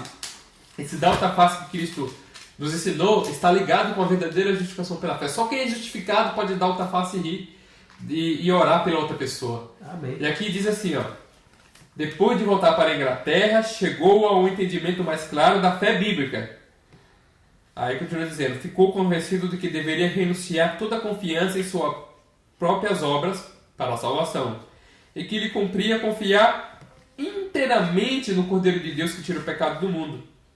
Em uma reunião da Sociedade Morávia de Londres, foi lida uma declaração de Lutero descrevendo a mudança que o Espírito de Deus opera no coração do crente. Ao ouvi-la, acendeu-se a fé na alma de Wesley. Senti o coração aquecido de maneira estranha, disse ele. Senti que confiava em Cristo somente, para a salvação. E foi-me concedida a certeza de que Ele tirara meus pecados, sim, os meus, e me salvara da lei do pecado e da morte.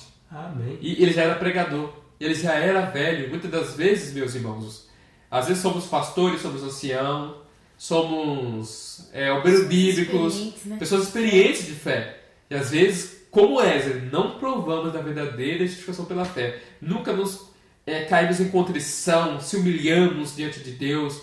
Nunca fizemos isso. E vê que o Wesley, depois de velho, encontrou isso. Aí ele fala, durante longos e sombrios anos de esforços exaustivos, anos de rigorosa renúncia, exprobração e humilhação, Wesley havia se conservado firme em seu único propósito de procurar a Deus. Encontrara-o por fim. Lembra que eu falei lá da mulher que bate na porta, lá da parábola?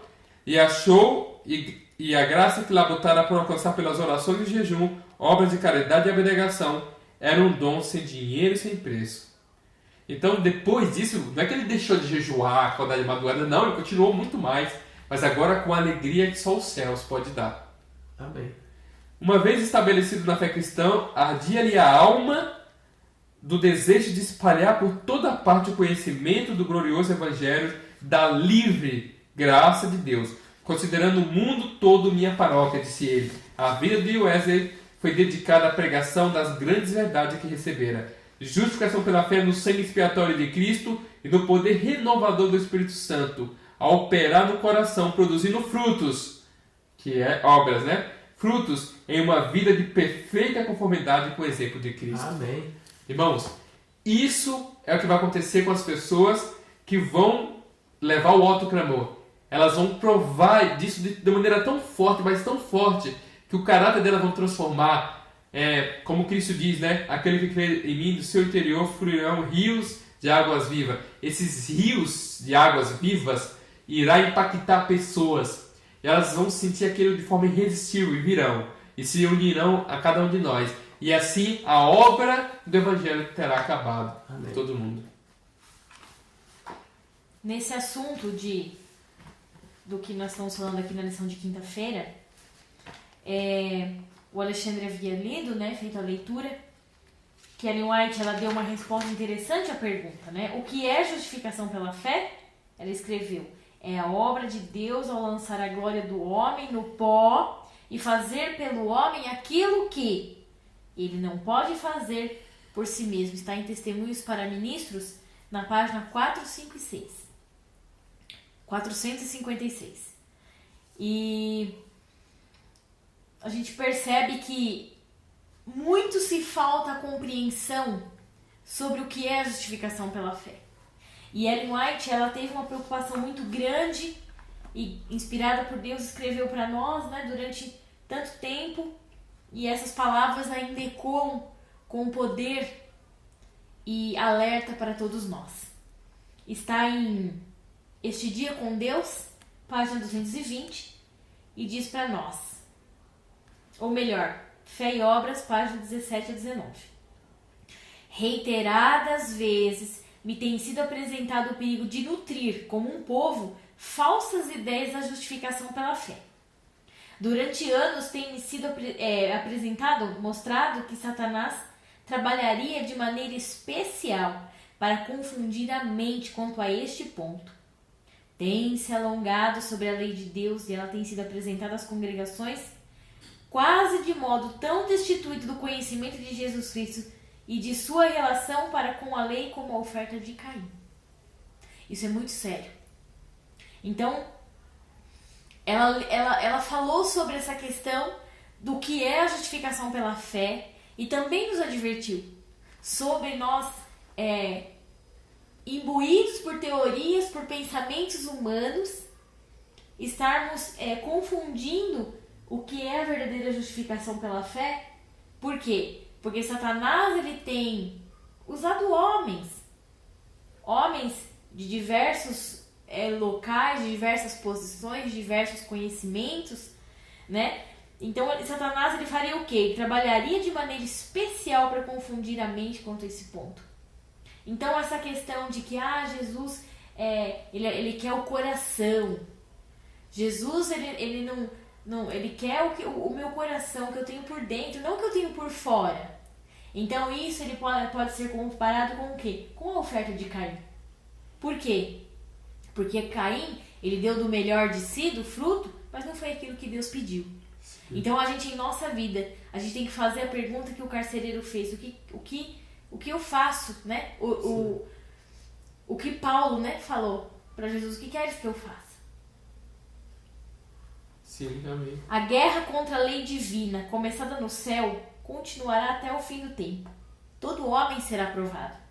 Obediência ou desobediência, eis a questão a ser apresentada por todo mundo. Todos serão chamados a escolher entre a lei divina e as humanas. Aí se traçará a linha divisória. Não existirão senão duas classes. Todo o caráter será plenamente desenvolvido, e todos mostrarão se escolheram o lado da lealdade ou o lado da rebelião. Está em O Desejo de Todas as Nações, página 763. Então a gente precisa entender que não vai ter meio termo, não vai ter, eu sou neutro nesse ponto, não. Vai haver só duas classes e a gente precisa estar de um lado. Todo homem será provado, né? Então, é importante, queridos, a gente conhecer sobre a justificação pela fé, a gente ter uma fé que não é baseada no sentimento, que é baseada num estilo de vida, onde todos os dias nós nos colocamos nas mãos de Deus e permitamos ser guiados por Ele. Amém. Então eu queria aprofundar um pouquinho mais sobre independente das obras da lei. Independente das obras da lei. E aí o comentário bíblico adventista vai comentar e tem um subtítulo igual da lição. Independente das obras da lei. Página 556.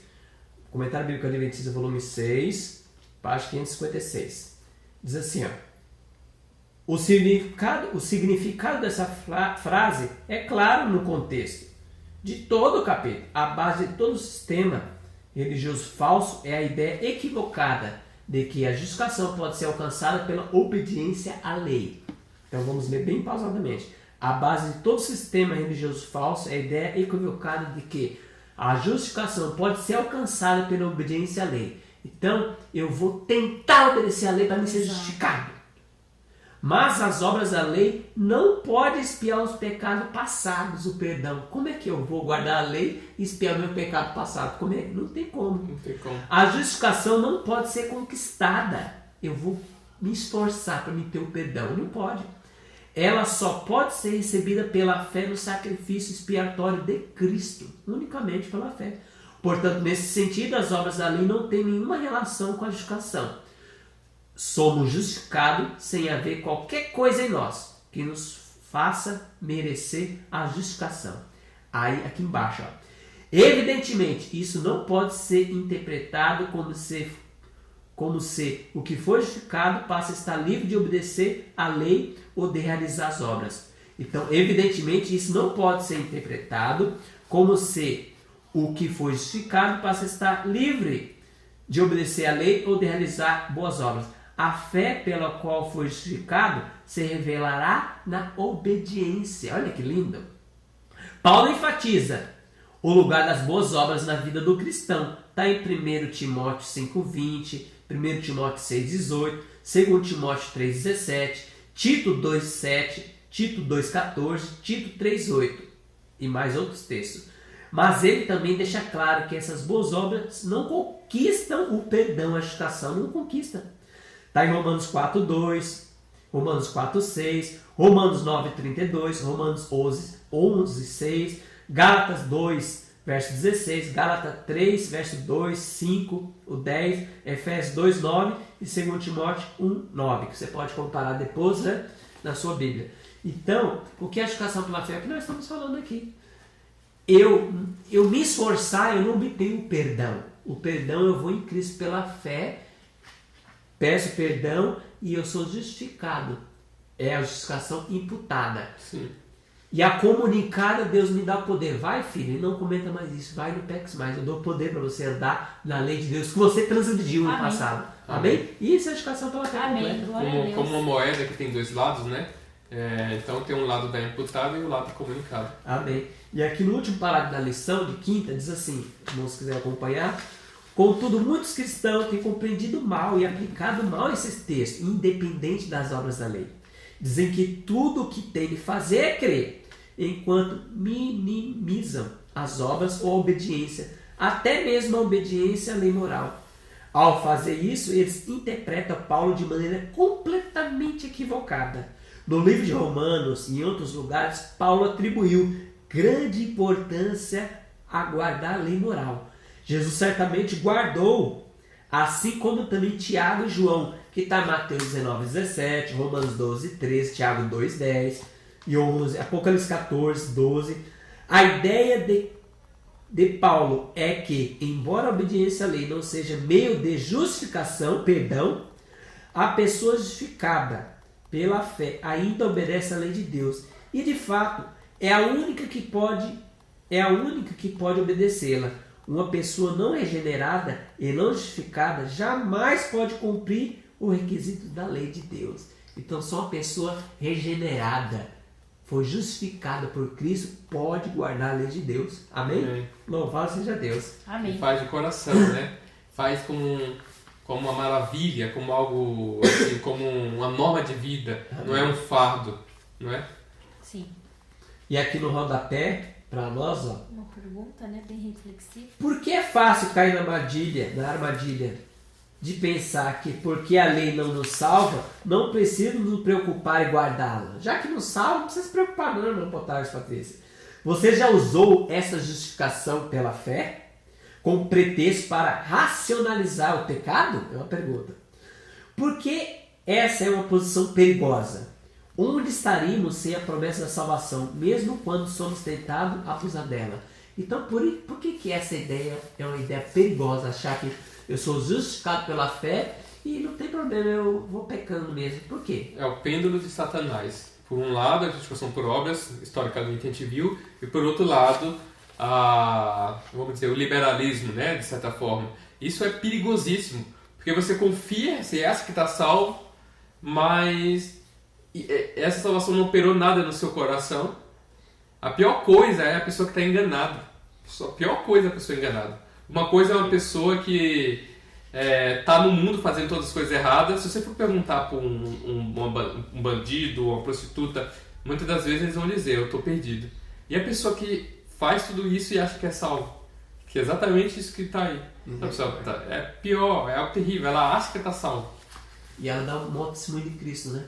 Sim. E ela diz assim, aceita Cristo, aí ela vai dar isso para outra pessoa e leva a pessoa para o mesmo buraco, um cego guiando outro cego. Ambos caem no buraco, né? E aqui no Mensagem Escolhida, volume 1, página 397, obras, o fruto da fé, subtítulo. A fé genuína, olha, a fé genuína, então tem a fé falsa. Fé verdadeira se manifestará em boas obras. Amém. Pois boas obras são fruto da fé.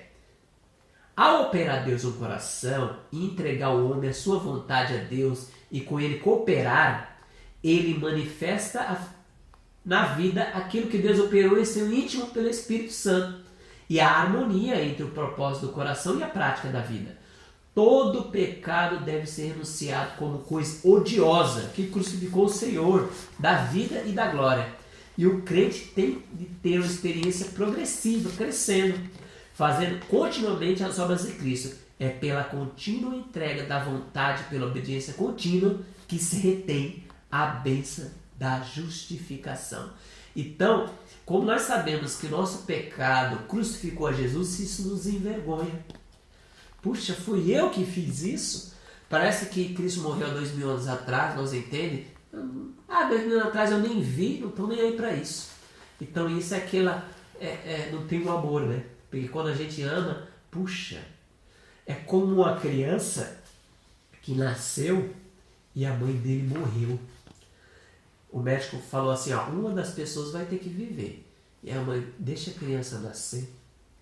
Olha, então esse amor, mesmo que eu não vi minha mãe em carne e osso, eu tenho um amor tão grande por ela, porque ela praticamente me deu a vida por mim. Então você ama aquela pessoa. Olha que bênção. É lindo. Louvado seja Deus por isso, né? Então todo pecado tem que ser renunciado com coisa odiosa que crucificou o Senhor Jesus. Então todo pecado deve ser renunciado. Por quê, irmão Potágio, Patrícia? É porque, não vou fazer isso, não vou morrer no fogo do inferno. Não quero isso. Porque causou, deve ser odioso, porque crucificou o Senhor Jesus. E a mão arte fala que quando nós pecamos, novamente crucificamos a Cristo. Isso é para tirar lágrima dos nossos olhos, irmão. Não é para ser uma coisa banal. Sim. Banal. E nos levar a Cristo com oração e súplicas. Amém. Que Deus nos ajude, né? Amém. E aí, sexta-feira, irmãos, sexta-feira, tem até um texto que eu vou pedir para a Patrícia ler, que está em Mensagem Escolhida, volume 1, página 371. É o segundo parágrafo.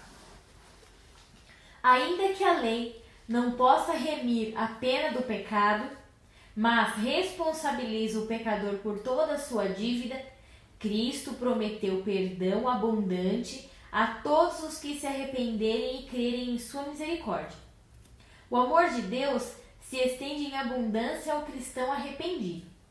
O estigma do pecado sobre a pessoa só se pode apagar com o sangue do sacrifício expiatório, daquele que é igual ao Pai. A obra de Cristo, sua vida, humilhação, morte e intercessão pelo ser humano caído, engrandece a lei e a torna gloriosa. Então, Cristo morre e não rebaixou a norma, né? A lei. Tornou o quê? Gloriosa. Até Jesus falou assim, ó. Se a vossa justiça não for mais do que os fariseus, porque os apóstolos não eram os fariseus, a multidão olhava para os fariseus. Modelo, né, da época. Que homens santos, olha como eles se vestem, olha como eles jejuam, olha como eles dão a oferta. Esses homens, se eles não entrarem, ninguém vai entrar. É um homem santos. Aí Jesus fala assim, se a vossa justiça, as vossas obras não for mais do que esses homens aí que vocês estão vendo, vocês nunca entrarão no reino dos céus. Então Jesus tornou glorioso, né? Aumentou, né? Amém. Louvado seja Deus.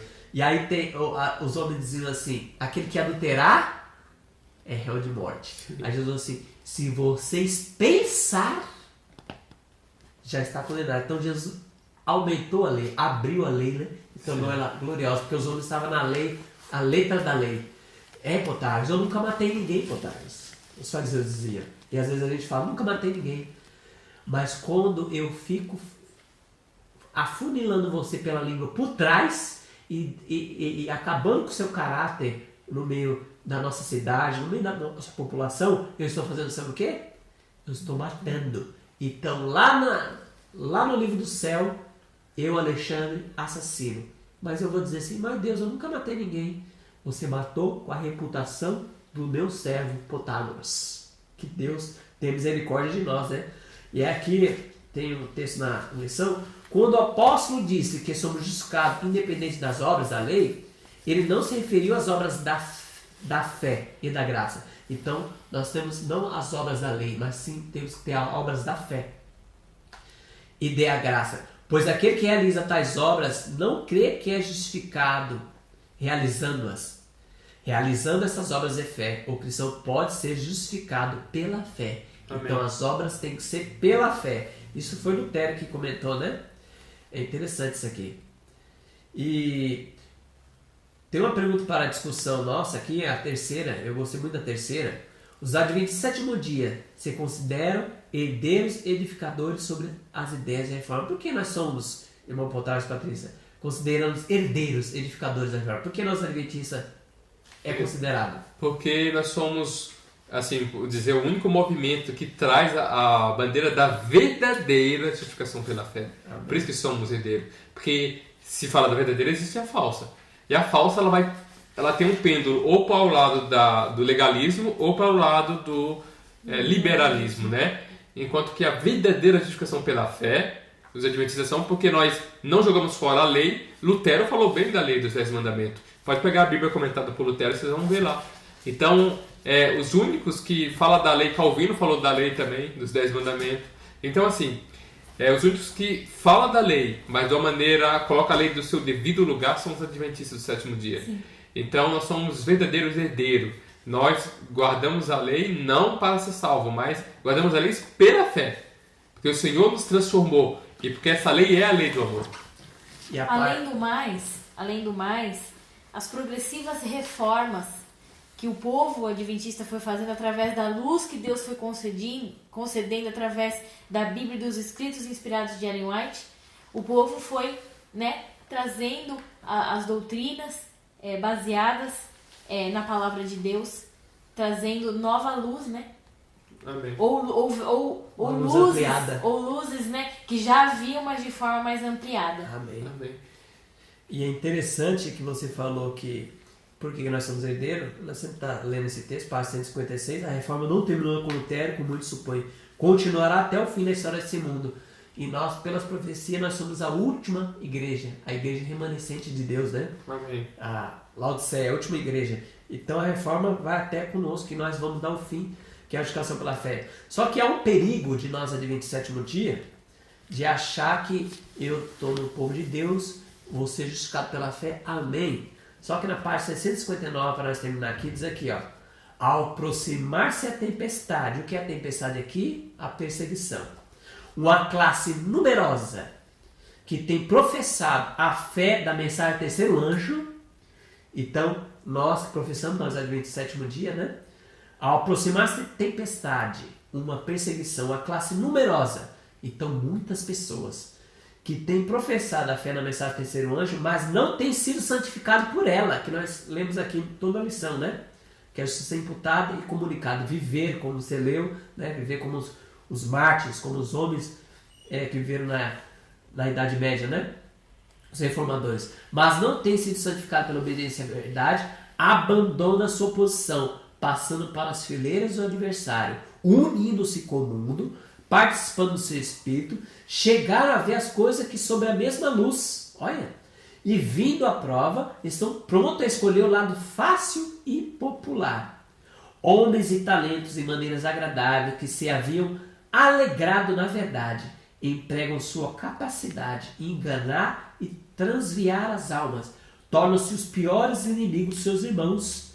Quando os observadores salvos foram levados perante os tribunais para responder por sua fé, esses apóstatas serão os mais ativos agentes de Satanás para representá-lo falsamente e o acusar por meio de falsos boatos e insinuações, incitar o governo contra eles. Então eu tremo como a gente às vezes professa a verdade presente, a verdade, a mensagem do terceiro anjo, e nós sempre jogamos boato. Quando a gente não consegue combater uma mensagem, nós começamos a dar boato dos servos de Deus.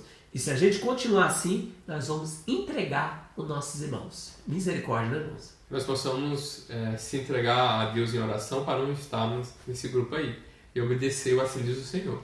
Porque diz aqui que uma multidão que professava a mensagem do terceiro anjo abandona a nossa fileira, passam para o mundo, irão ao lado do inimigo e agora nos combate.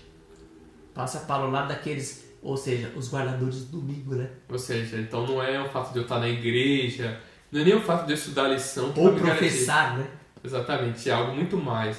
É provar em minha vida essa justificação.